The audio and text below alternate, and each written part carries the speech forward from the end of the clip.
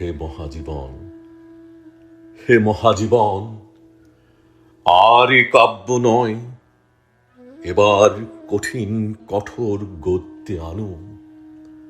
পদলালিত্য ঝংকার মুছে যাক, গদ্যের কড়া হাতুড়িকে আজ হানো। প্রয়োজন নেই কবিতার স্নিগ্ধতা, কবিতা তোমায় দিলাম আজকে ছুটি।